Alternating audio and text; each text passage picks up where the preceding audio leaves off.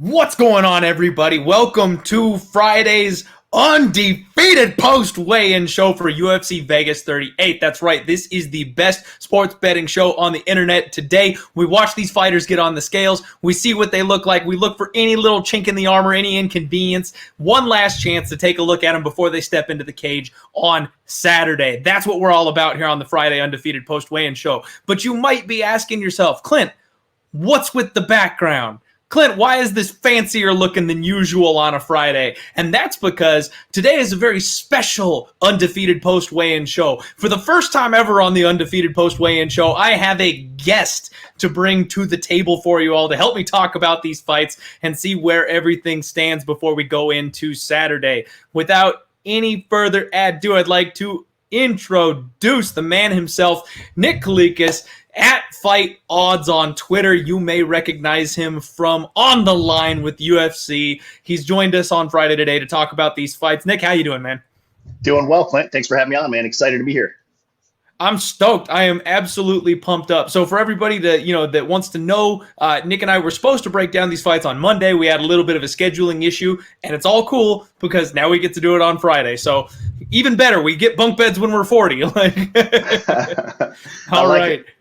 Man, so here we go. We're talking about the first fight of the night. Alejandro Pérez taking on JohnnyEduardo. Pérez came in at 136. Eduardo came in at 135.5. Both these guys, long layoffs. Eduardo Pérez, honestly, he just looked excited to be there. Like, he looked fine on the scales. No issues for somebody coming off such a long layoff. But he looked really pumped up just to be back in the UFC.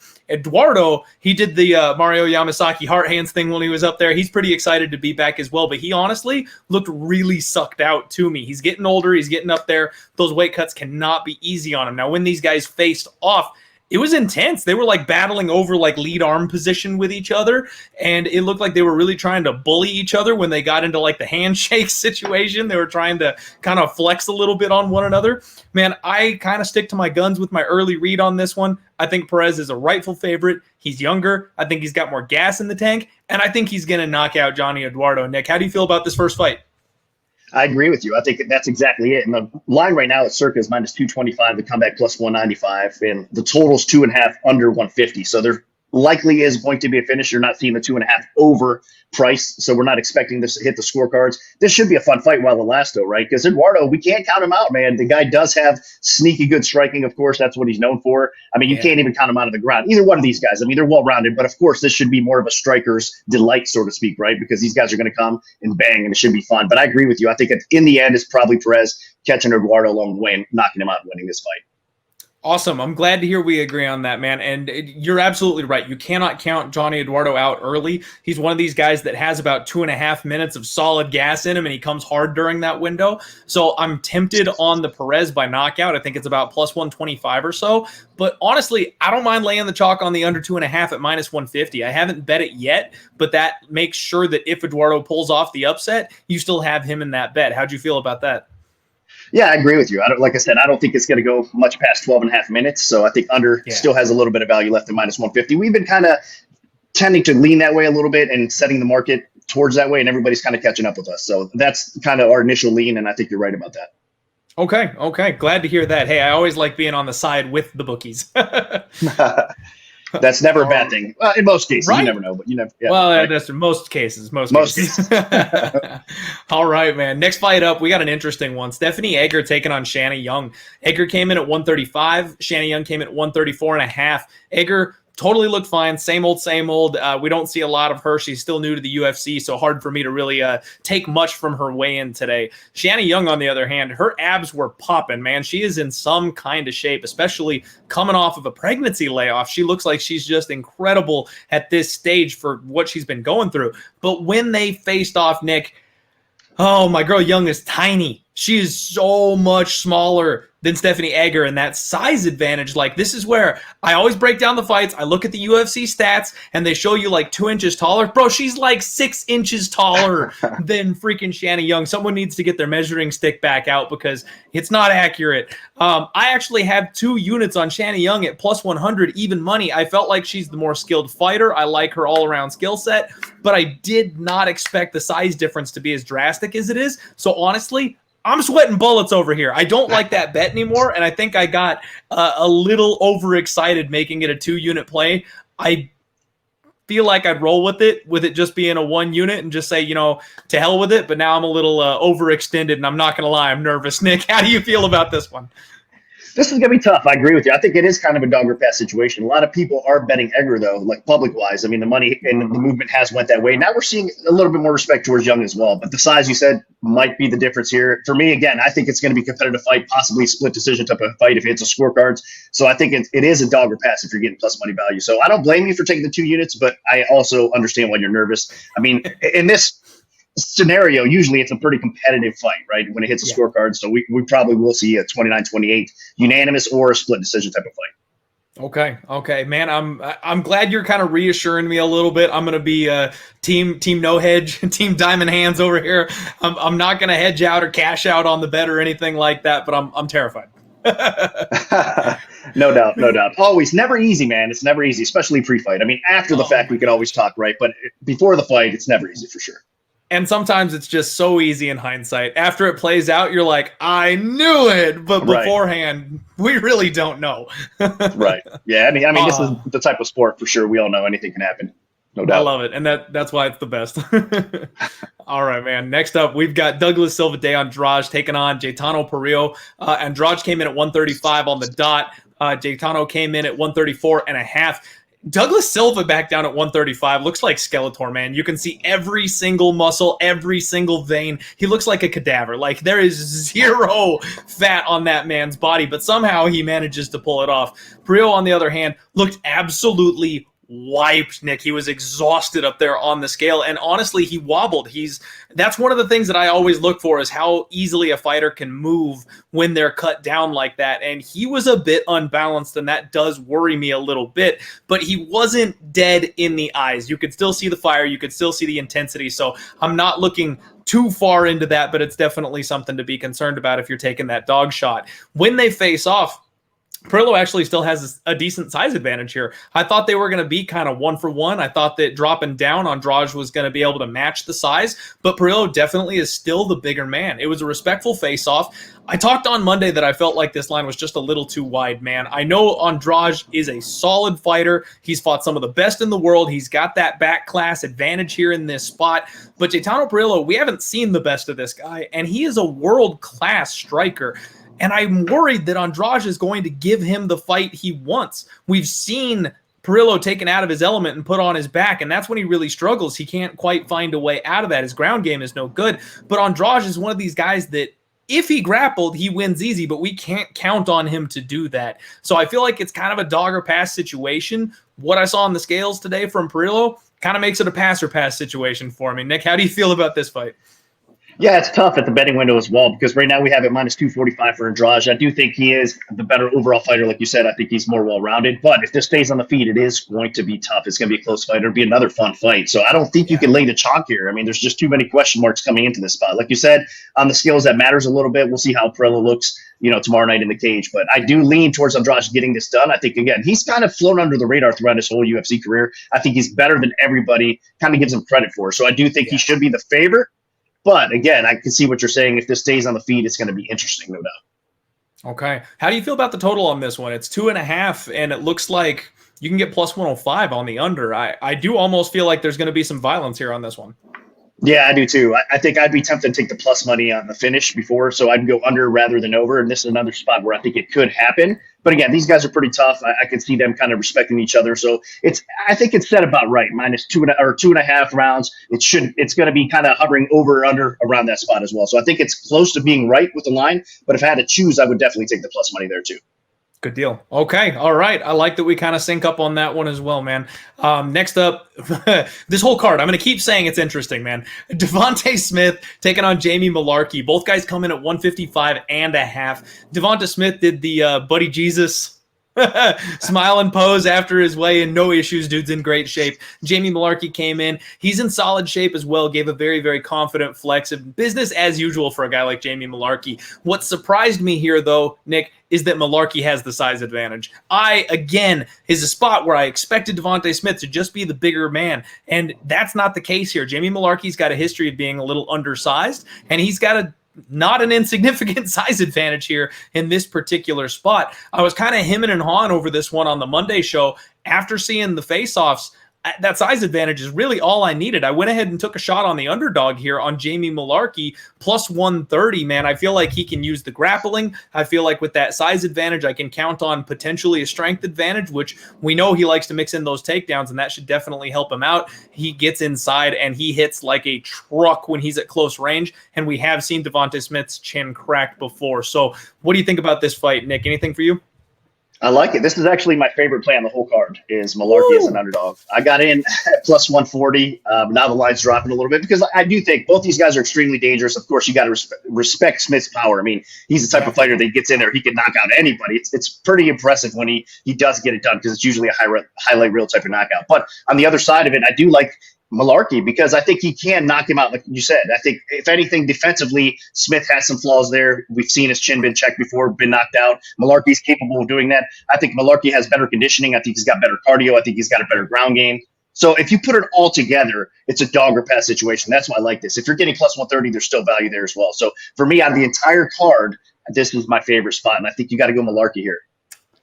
I might have to double down on that, man. Here, the fact that I kind of found my way over there throughout the week, and it's your favorite spot on the card, may end up making that a 2-unit play before tomorrow. There you go. Like I said, I wouldn't blame you. And the good thing about this, I mean, at the dog price that we're getting, I mean, if we're wrong and it loses, you're not getting crushed, right? You're not laying this extreme shot. Absolutely. You're taking a stab at a dog that likely should be at most, I think, a pick 'em fight, like a coin flip, right? So you should be laying at least minus 110 either way. If not, you can make a case for Mullarkey being favored. So we're making a good bet here, win or lose, but let's win this one for sure. I like that, and that's the right attitude to have. It's a good bet, but let's just win the damn thing. Man, Nick, I got to tell you, this entire card screams dog to me. I have so many underdog bets on this whole card. This is one of those ones where I could go 4-4, but I'm still going to walk away with extra money in my pocket because of the plus prices we're getting. So I can't wait to hear what you say about some of these other spots. Absolutely. Next up, Bethe Correia in her retirement fight. We'll see if that actually sticks because she's retired like 6 times already. Taking on Karol Rosa, our first weight miss of the day. Bethe Correia comes in at 138.5. Karol Rosa 135.5. And I'll be honest, man, Bethe Correia, she looks soft. She usually comes in ready to go, ready to rock, and she was not in the type of condition that we see her in. She looked that we're used to seeing her in. She left a little embarrassed, got off the scale as quickly as possible. Karol Rosa, on the other hand, she looked great. No issues. She's locked in. She's ready to go. And there's a significant size advantage for Karol Rosa on the one side of this thing. She's the biggest favorite on the card for a reason in this spot. And honestly, after seeing Bethe miss weight like that, this feels like just 1 foot in the grave to me for Bethe Correia. Like, it's her retirement fight. It's her last time she's got to do this. I'm not cutting those extra 3 pounds. You know what I mean? That's kind of what it feels like to me. And what we see when that happens is these fighters look for the door when they're in the cage. I don't have anything on Karol Rosa at this point because it's hard to get value out of a minus 550, minus 600. But I think I'm going to sprinkle that KO prop at 5-1. I'll be honest, it's time to break out the tinfoil hat here. I think Bethe is going to quit. I think if Karol Rosa puts it on her, that she breaks late, and I could see her tapping to strikes or something crazy like that, looking for that inside the distance. Nick, what do you got on this one?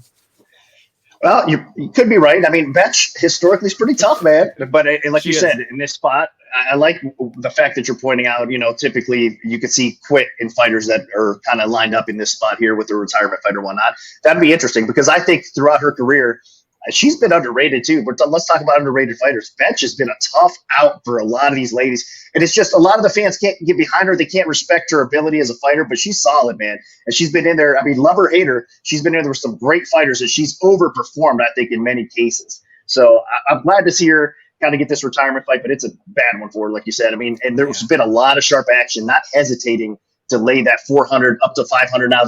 So sharps are coming in betting this. It's not always dogs that a lot of sharps are willing to take. I mean, they're going to come in. If there's value on the favorite, if there's value on minus 300, 400, they're not going to hesitate to lay it. So we did see Rosa get bet around minus 400-ish on up. Now it's minus 535 at circa. I think she does get this fight done.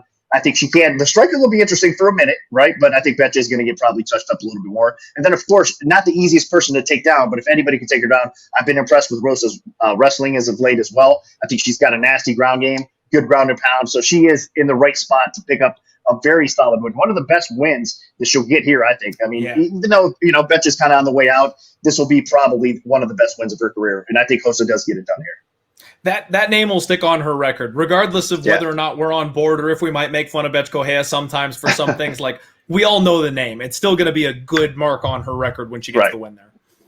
Yeah, no doubt about it. I think if there's another spot that you like on the card, you parlay Karol Rosa up at this stage. That's fine with me, in my opinion. I don't like to parlay fighters quite that big a number. Like I said, it's hard to find value at that big of a number. If I had minus 400, I wouldn't mind playing it, myself at this stage. But at minus 600, it's hard to kind of get around. I might just do a half unit shot on that KO prop and hope that Bethe quits. Yeah, that's probably the way to go. Like you said, I think a lot of bettors don't understand that out there either.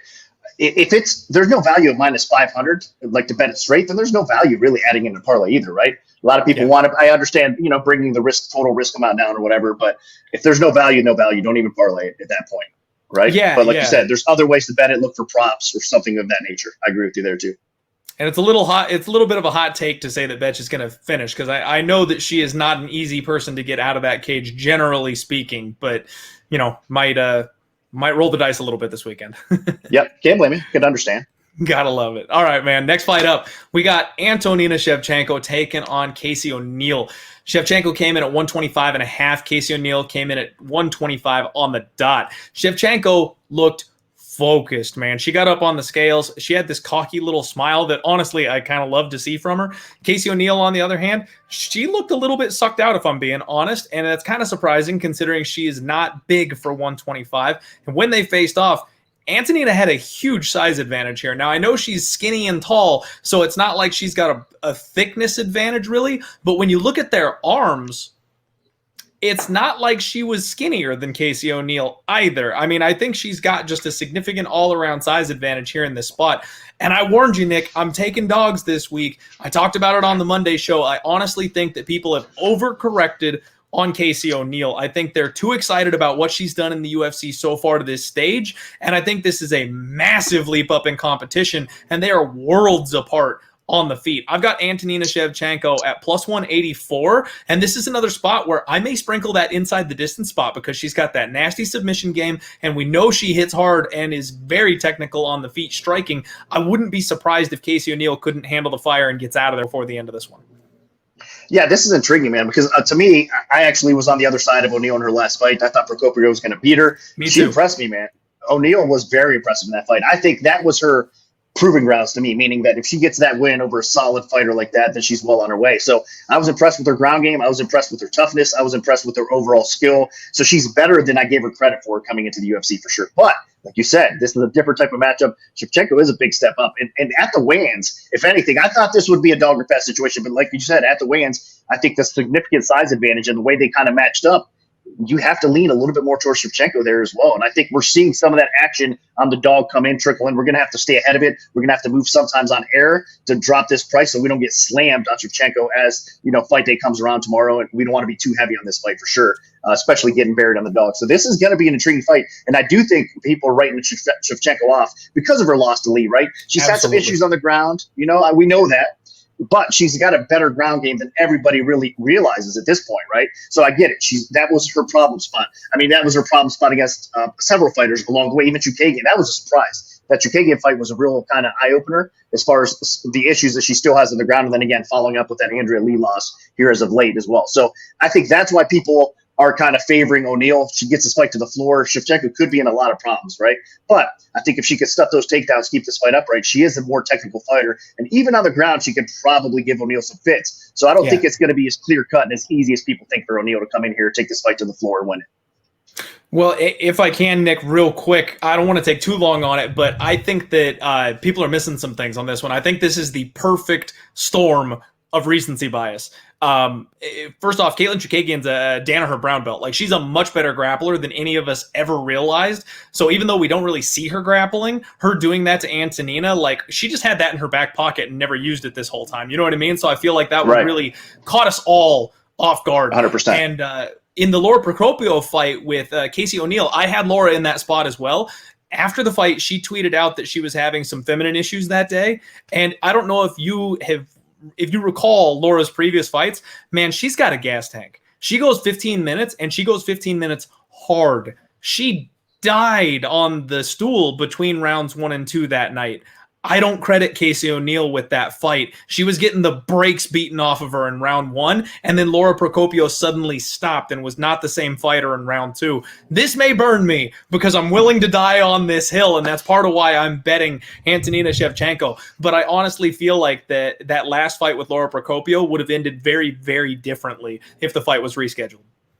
No, I like it. I like what you said there for sure. And that does matter because you're right, man. Procopio usually has a gas tank. I was surprised that she slowed down that drastically in round 2 as well. So there could be something there for sure. And like you said, recency bias. I mean, we say it all the time with Jan and I on UFC on the line, right?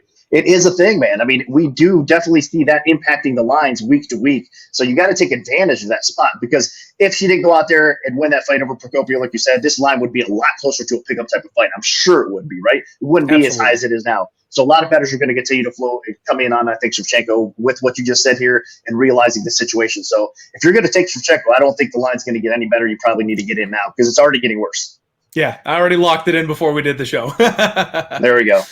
All right, man. Next up, Joe Solecki taking on Jared Gordon. Solecki came in at 155.5. Gordon 155 on the dot. Joe Solecki, all business. Looked good, no issues. Jared Gordon, this guy literally jumped up onto the stage. I mean, he never has cardio problems. He looked ready to go. The size advantage when they faced off, though, big time in the corner of Joe Solecki. And this is something I talked about on the Monday show, man. I am not a Jared Gordon believer. I think he's one of those guys that's caught between weight classes. He is just a little too big to make 145, but he bullies people down there. He's too small at 155. And I know a lot of people are banking on the wrestling advantage of Jared Gordon here. I'm already in on Joe Solecki. I saw that line moving down. I bought in at minus 130, and it looks like it's starting to trend up the other direction at this point. So I feel like I got a little bit of line value there. He's about minus 140 across the board. I see a couple minus 150s, but this line I don't think is going to move a whole heck of a lot. I just think Joe Solecki's a special talent, and I think he's got the type of grappling that will be able to give Jared Gordon fits. He's not going to just fall over like some of those smaller guys he's been able to bully at 145 did. How do you feel about this fight, Nick? I agree with you there, too. I mean, matchups are everything, right? But I do think this is going to be a tougher fight for Solecki, though. I mean, in the spot, because typically speaking, Jared Gordon's takedown defense, I've seen around 55%. So it's been solid. I mean, he's not the easiest guy to get down and take down and kind of control, but I agree with you. Solecki does have the overall better grappling advantage. His BJJ is slick. He continues to improve on the feet. I mean, I cashed in pretty well against Miller with him in his last fight as well, so we were able to get some value there. And right now, we've seen that first round. Yeah, you do got. Yeah, well, that was a sweat for sure. But I mean, with the Solecki here in this spot, we've seen a lot of sharp action come in on Gordon as an underdog because he is tempting because he has performed well as an underdog in the past. So I think a lot of people respect Gordon for what he brings to the table. Like you said, he usually has good conditioning. He brings it all 3 rounds. I mean, he's a hard guy because he's constantly on you. He's kind of grinding you out. He's got knockout power on the feet as well. So he's just not an easy out to match up with. But here we've seen sharps also come in on Solecki. So they're split. There's definitely some two-way heavy action at circa, at least on this fight. And we have, as soon as the line drops a little bit, we see another sharp group come in and take the other side. So there's conflicting opinion, and there is resistance on both sides of this fight. It's going to be interesting to see how it plays out. I personally lean a little bit more towards Solecki as well. I think he is the better fighter. But if he can't get this fight to the ground, I think the stand-up is going to be close. They're going to be back and forth. But I like what you said about Gordon being stuck in between divisions because I think that's very accurate. He's kind of in a rough spot. He's a very talented fighter, but he needs to find kind of an in-between spot for him, and that's just not it right now in the UFC. Yeah. But he's performed pretty well, and again, he gets the fans' respect for sure, and he's getting a lot of sharp respect. So I think this is going to be a very intriguing fight. Let's see how it plays out. This is Twitter's split of the week, man. Like there is so much hot opinion on either side of this fight. I'm very interested to see how this one pans out. I'm hoping the size of Solecki is the difference maker for me. Yeah, no doubt. Like I said, I'm going to pick Solecki. I think I'm staying away as far as bet goes, though. I think, like I said, I bet him last time against Miller. You know what, Jared Gordon has burned me in the past, man. I bet against him in the past, and he's come through. So it's one of those things that the guy, maybe I just don't have a great clear read on him. I think I probably have him valued lower than I should in some cases. So for me, you got to kind of learn from your mistakes. And if I'm not having a clear read on a guy like Gordon, then in a spot like this, I'm kind of more hesitant, if that makes sense, even though I do like Solecki's side. That's me too, man. Jared Gordon has taken so much money out of my pocket in his last couple fights. I've been trying to fade the guy, and he just keeps on winning. I was gonna lay off until he got booked back up at 155. Like, that was the key for me, is that I was like, he is too small at 155 and he's fighting a younger grappler. Like, I have to. My hand has been burned. It's still bandaged wrapped. I'm going to put it back on the stove. Yeah, no doubt. I don't blame you. Like I said, I'm very tempted as well. And dude, if this line drops even more, if it goes down to like a pick-em type of fight, then I'm going to jump in on Solecki for sure. And it's close. I mean, minus 135 right now, circa, like you said, market wide, it's around minus 140 or so. But there might drop down to minus 120. I might take a small stab if it gets around that price range. But if it stays even around minus 135, 140, I think I'll probably stay away at that point. There you go. All right. Thank you very much. Next fight up, we've got Alexander Hernandez taking on short notice Mike Breeden. Hernandez came in at 145.5. Interesting to see him come in a little bit under. He's usually a guy that he's got a ton of muscle on him, man. We never see him come in under, but he gave a solid flex, always in good shape, no problems here. Mike Breeden, on the other hand, he missed. He came in at 158.5, and he's one of these guys, he's never overly physically imposing. He's kind of more of a soft body type, so hard to really glean a whole lot from his physical shape from there. And he looked more embarrassed than anything. He didn't look like he had a hard weight cut. He wasn't off balance or dragging or anything like that. He just looked like he was bummed.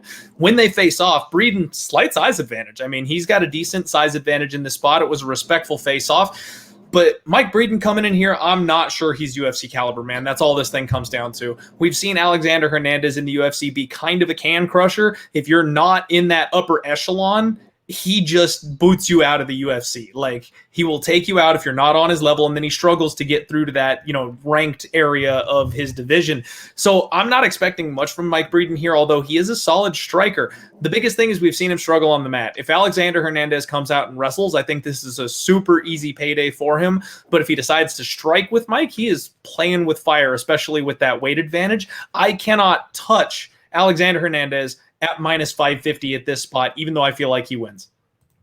I agree with you. How could you? I mean, Hernandez has been one of those guys that, in his losses, they're pretty bad. When he wins, he looks good, obviously, right? I mean, I was expecting so much more from him, coming into his UFC debut, looking so good, and that we've just seen some flawed performances since then. I've heard question marks about his training, about, possibly some of his personal life, maybe going out partying too much. I don't know how accurate any of that stuff is, but we've, heard there's been some buzz around that stuff in the past. But then he comes back in, it looks pretty good sometimes. So it's hit or miss with him, and you can't trust him. As a big chalk favorite, like you said, there's no way I would trust him. And even though Breeden's coming on a short notice, like you said, if it stays standing, I mean, the thing with Hernandez that you have to be cautious about is he gets clipped. Breeden has enough power on the feet to possibly, I agree with you, I think he's barely UFC level, but if it stays upright, and again, Hernandez's defense is questionable at times, that might be his path to victory, is getting that knockout, right? But Hernandez is the better overall fighter. He's fought much better competition. I think he can,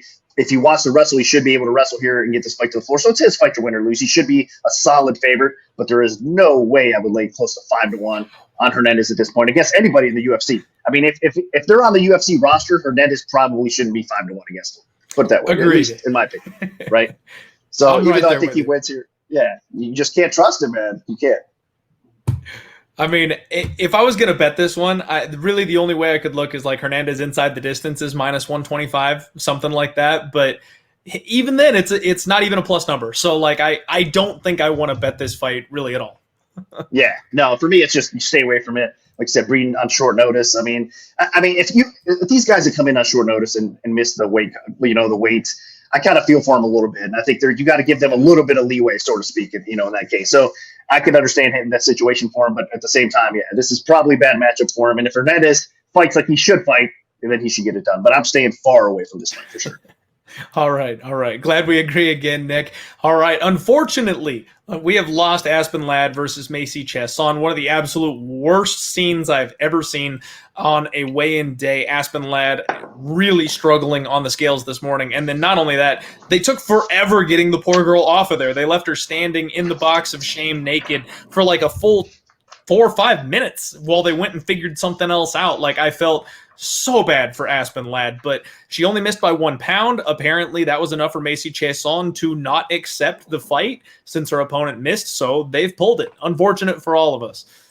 Next fight up, Misha Cirkunov taking on Krzysztof Jotko. Both guys came in at 185.5. Misha Cirkunov moved perfectly fine for his first weight cut down to 185, and this dude was shredded. Another one of these guys where you wonder where that weight came from. But when he got up there and they called that weight off, the intensity in his eyes was something scary. This guy is ready to rock. Now, Krzysztof Jotko, he's been at 185 for a long time. No issues making weight. He jogged onto the scale. He's in great shape. And he screamed after they read that off. This is his big opportunity. And that's the most emotion I think I've ever seen out of Krzysztof Jotko. And when they face off, man, Misha is huge. The size difference here is massive. You can tell these dudes are from different weight classes. And just the back, we see this with grapplers, Nick, all the time. Their back muscles are something else. He is so much broader than Krzysztof Jotko. It's redonkulous. I am so overly confident in Misha Cirkunov this week that I'm honestly scaring myself, Nick.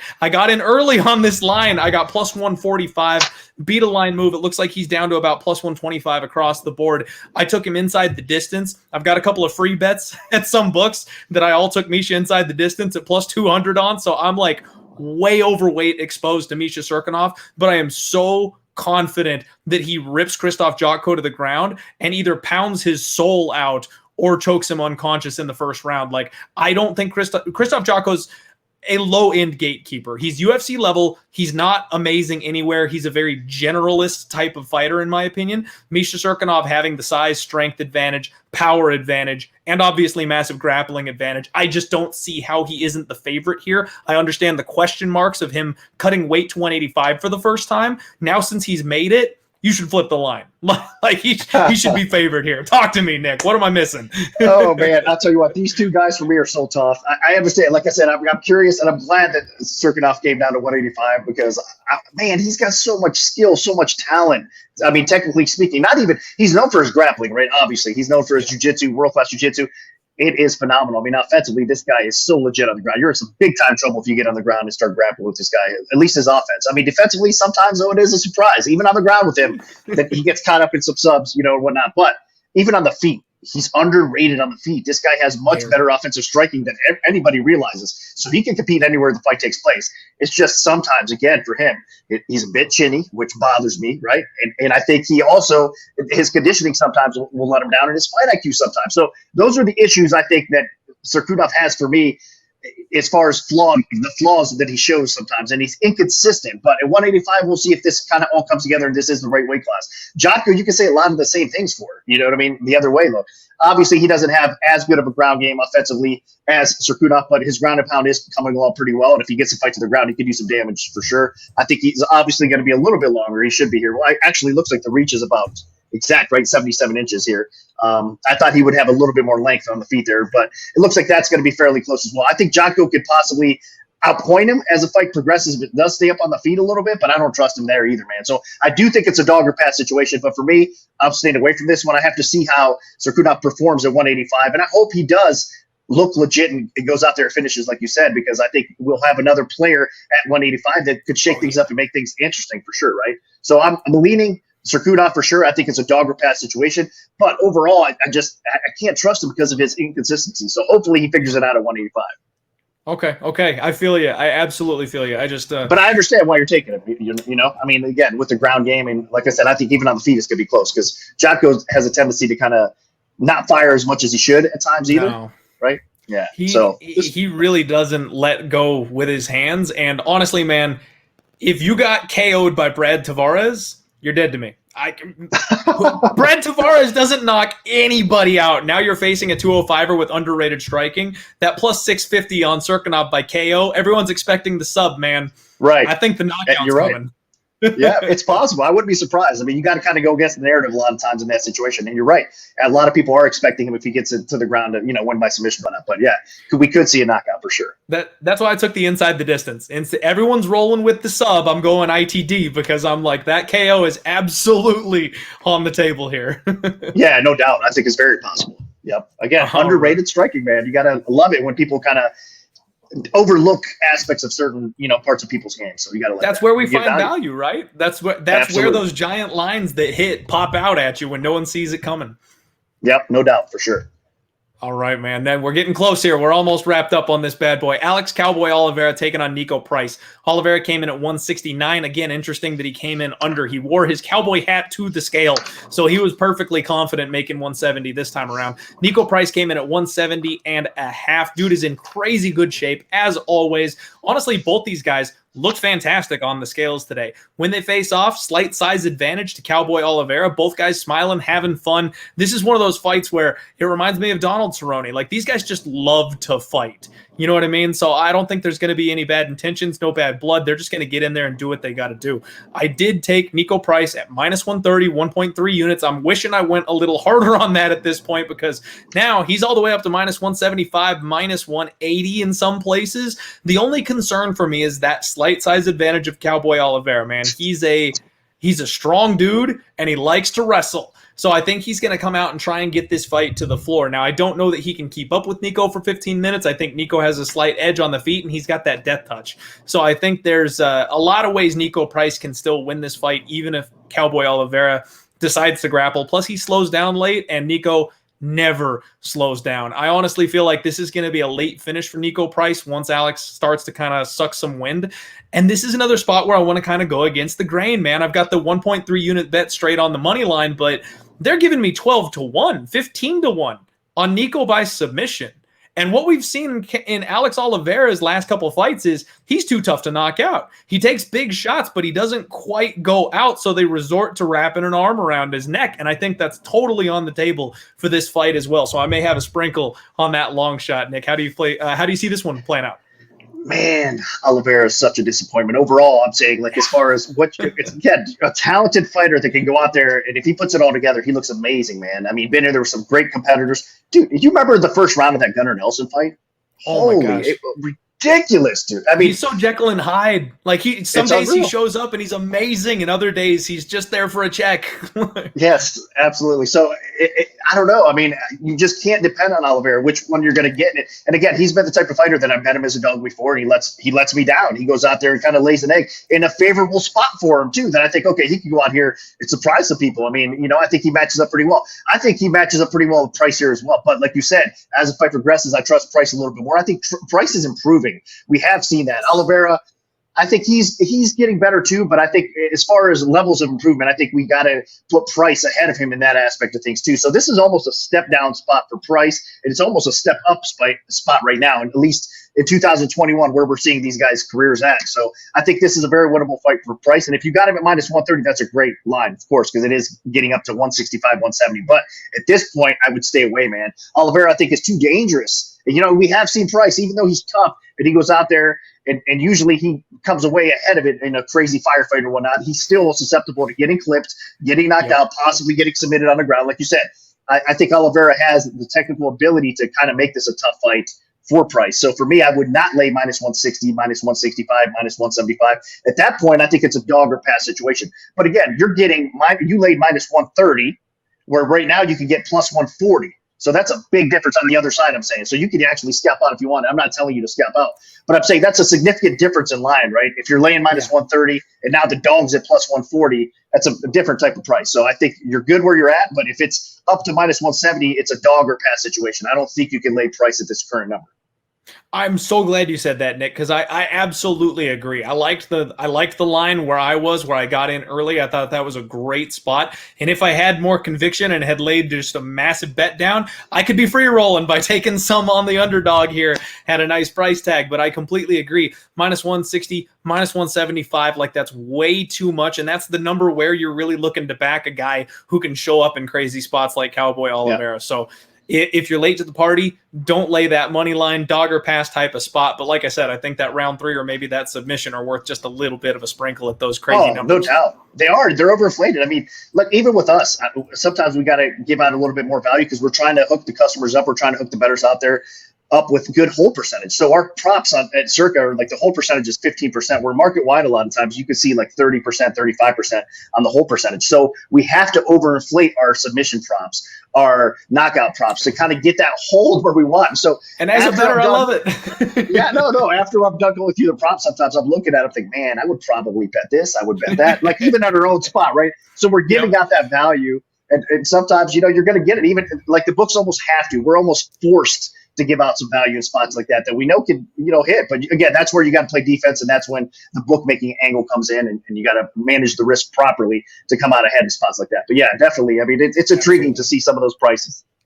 I love it. I absolutely love it when you can. So, like last week, I got Jalen Turner by submission at 9-1. Like that was just a gorgeous spot. And you guys are way smarter than I am. Like being able to manage the risk the way you do and tweak those numbers so that it's a good situation for you. I'm just always so impressed by that whole situation.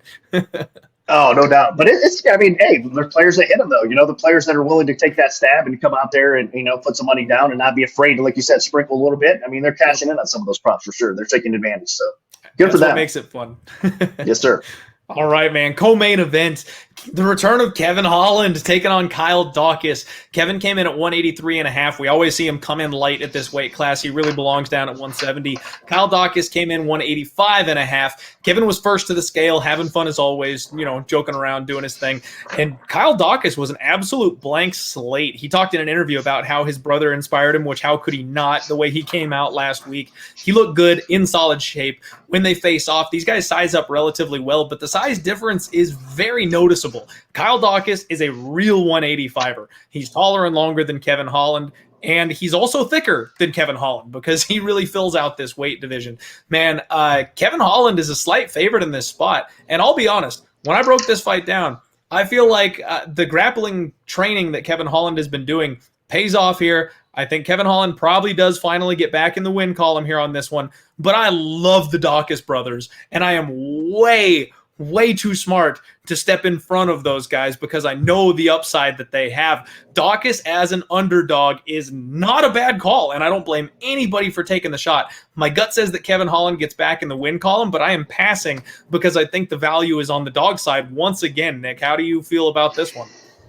I agree with you. I actually think Holland gets back on his horse here and gets a W, a much needed one at this point, right? Because, I mean, he was on the rise at stardom. I mean, it was surreal, so to speak. It was just – and then, of course, he gets exposed on the ground, twice. So and what does Daukaus do best? I think it's his ground, honestly. It's especially in this matchup. So if he can get this fight to the floor, definitely has a path to victory on the ground. But like you said, I think even though he's undersized a bit of weight, Holland has been in there with some great competition, especially as of late. You're looking at the Vettori, the Brunson fights. Those guys are much better wrestlers than a guy like Daukaus, right? I mean, Daukaus can put it together, maybe get a trip takedown, maybe get a waist lock takedown, and be advantageous if he gets in the right position or right angle and get that takedown. But I think it's going to be a lot harder for Daukaus to get the takedown over Holland. And on the feet, even though Daukaus is capable, he's not a bad striker. Holland is way ahead of him on the feet, and I think he could bust Daukaus up and get the win here. So it's all up to Holland, man. If he can stuff those takedowns quite smart, this should be kind of a coming out party for him once again, right? Because I think Daukaus is getting respect from a lot of the diehard fans out there, a lot of the bettors out there. He has been. Like you said, both of the brothers have been just phenomenal, man. It's fun to see what his big brother's doing at heavyweight and whatnot. But I love that guy.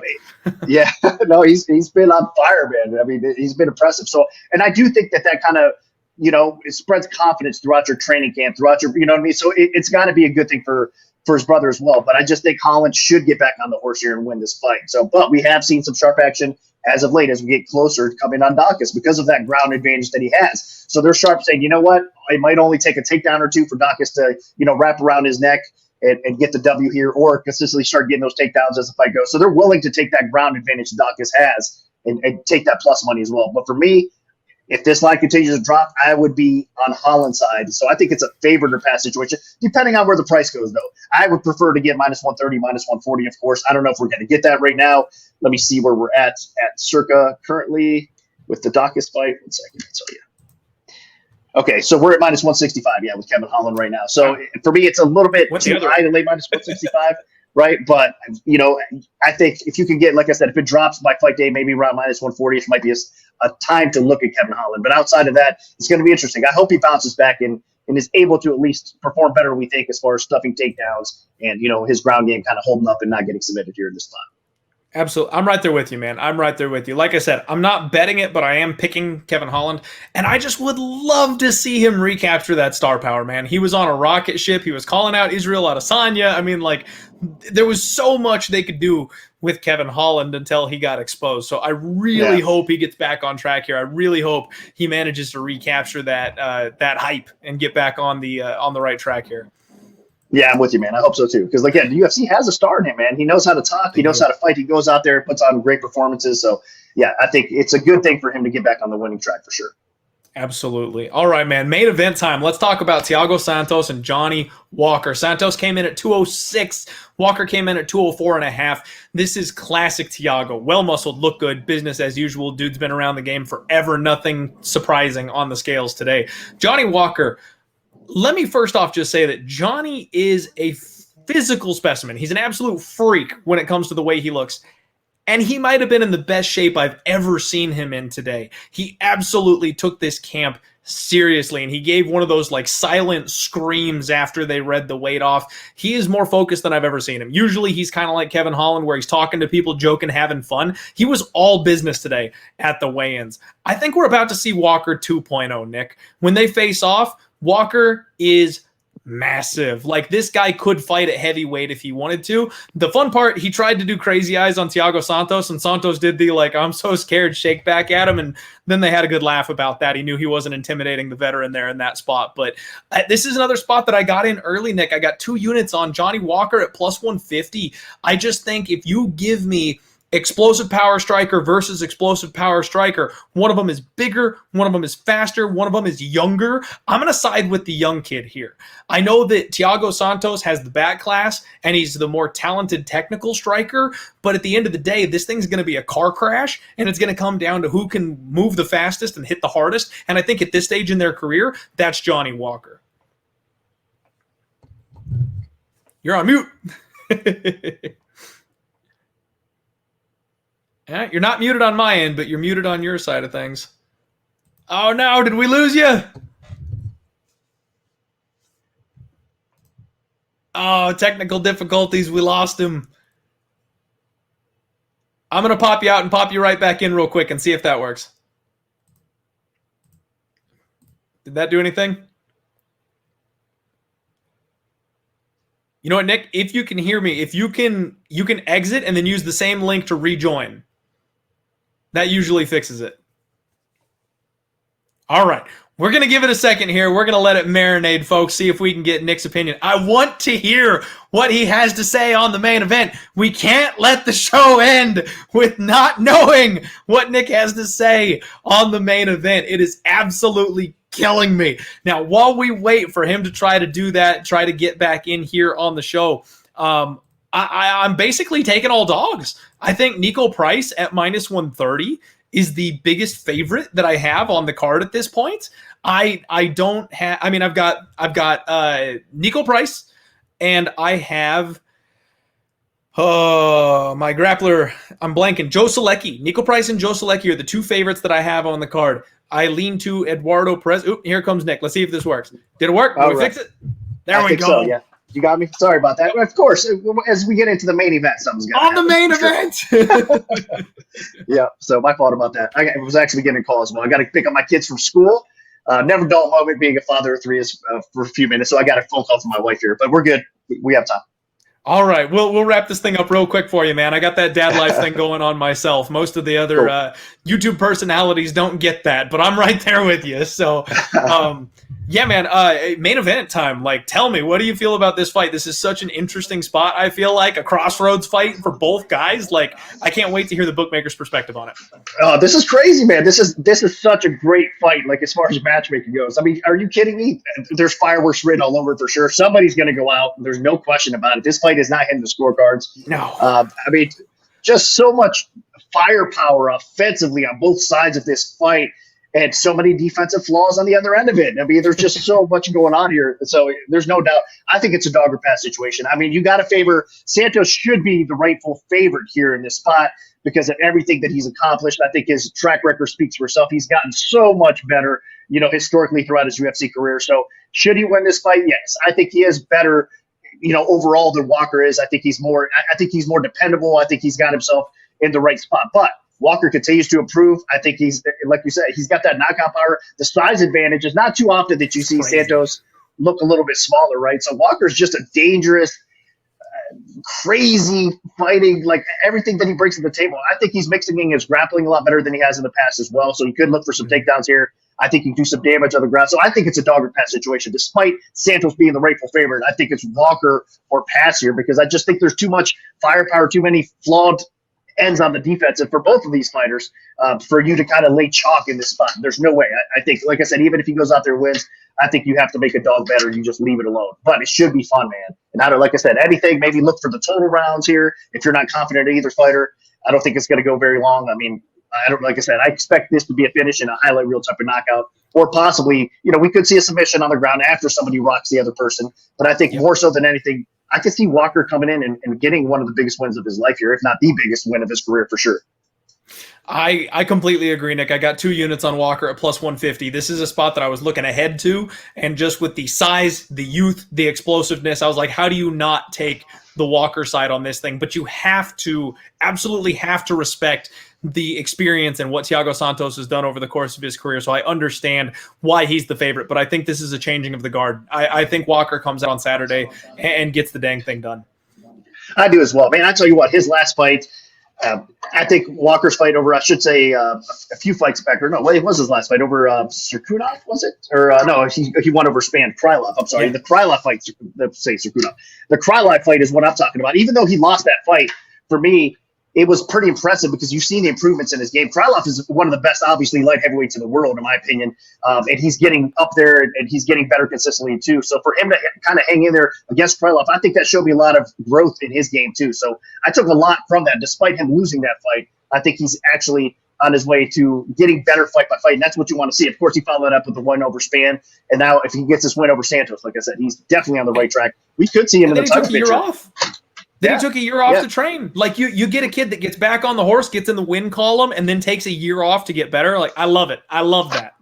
I do as well, man. I think, like I said, he's kind of, for the first time, I think in his career, everything's kind of coming together for him, right? He's training better than he ever has. So sometimes when you get these guys, these kind of journeyman type of fighters that finally make it to the UFC, everything comes together for them. They kind of take things to another professional level, so to speak, right, with their training across the board. And I think that's where he's at this point of his career. Where Santos, on the other end of it, I mean, he's been there. He's been towards the top. He's had that title fight. So even though he's dangerous and he's going to still be around for a while getting some wins, I don't think he has as much hunger left in this spot. So I do think you're seeing the hungrier fighter Walker coming in here and with more upside, so to speak, left in his career, like you said. And I think he probably does get it done. All right. It's a young man's game. I completely agree, Nick. All right. First off, thank you so much for your time today, Nick. It was an absolute pleasure getting you on the show. We went a little longer than we had initially intended, so I apologize for that. But no worries. It was fun. Definitely fun. Really appreciate the insight, and I'm so happy we finally got to break these fights down and talk together for a bit, man. If you could, let the people know where they can find you and, shout out anything you want to at this point. The floor is yours. Sure.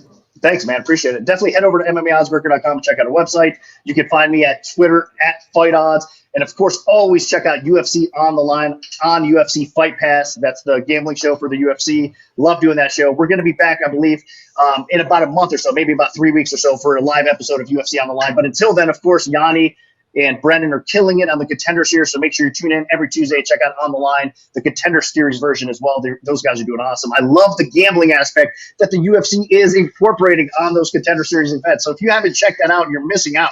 I think it's just they're doing a great job in bringing the gambling toward the forefront. And, of course, everybody listening to the show, we all love that aspect of things as well. So, yeah, make sure you head over to Fight Pass, head over to ESPN Plus, and support the sport and support the gambling aspect of things as well. Absolutely. And hey, we're gambling fans here. Gianni's one of our guys. He's been on the show several times, and we definitely like to support On the Line. But I do also love when you body my boy Gianni. When you guys disagree on the show, nothing makes me happier than when you guys go head to head on a spot. That's where it gets good. Man, thank you so much, Nick. We will have to do this again sometime if you're up for it. And good luck, everybody, on all your action this week. Have a wonderful weekend, and I hope everybody cashes those tickets. Enjoy the fight.